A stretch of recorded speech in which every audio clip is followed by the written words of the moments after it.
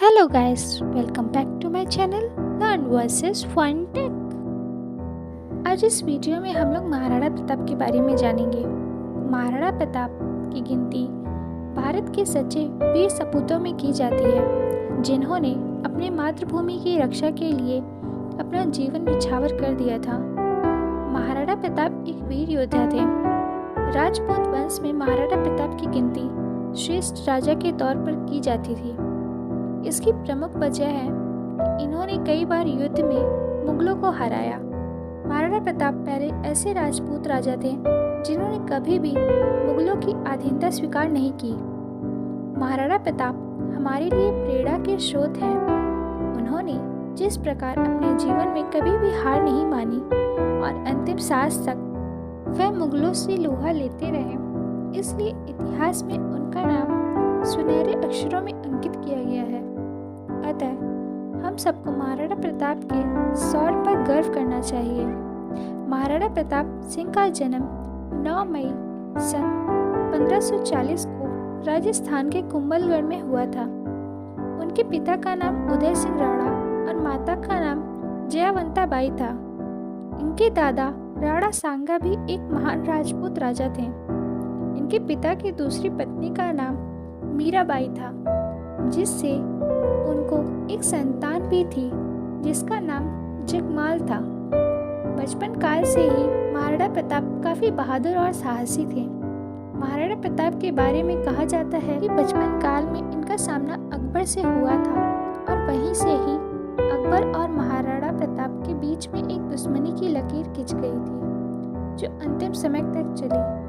इनकी दूसरी माँ मीराबाई अपने पुत्र जगमाल को मेवाड़ का उत्तराधिकारी बनाना चाहती थी, लेकिन उनके पिता उदय सिंह महाराणा प्रताप को मेवाड़ का उत्तराधिकारी घोषित करना चाहते थे।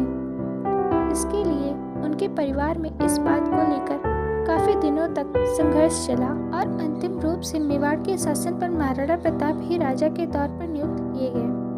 महाराणा प्रताप के पिता उदय सिंह अकबर के विशाल सेना को देखकर उन्होंने चित्तौड़ को छोड़ दिया और उदयपुर को अपना नया राजस्थान बनाया।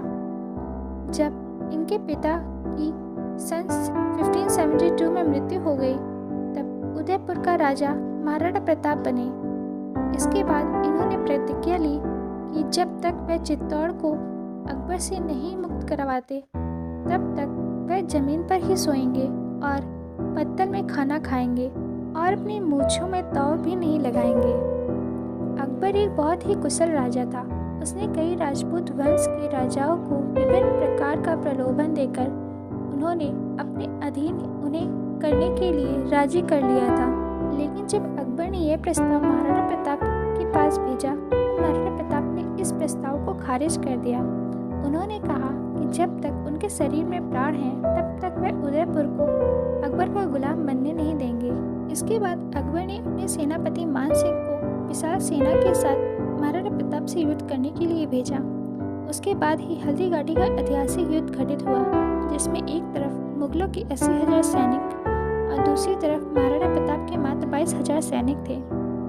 युद्ध में महाराणा प्रताप ने मुगलों के दांत खट्टे किए और अंतिम दौर तक महाराणा प्रताप लड़ते रहे। इस युद्ध में घोड़े चेतक ने एक अहम भूमिका निभाई थी। इस युद्ध के दौरान महाराणा प्रताप अद्भुत काम किए। वह जंगल में रहा करते थे और वहां पर सूखी रोटियां ही खा पाते थे। हालांकि हल्दी घाटी के युद्ध में उन्हें हार का सामना करना पड़ा।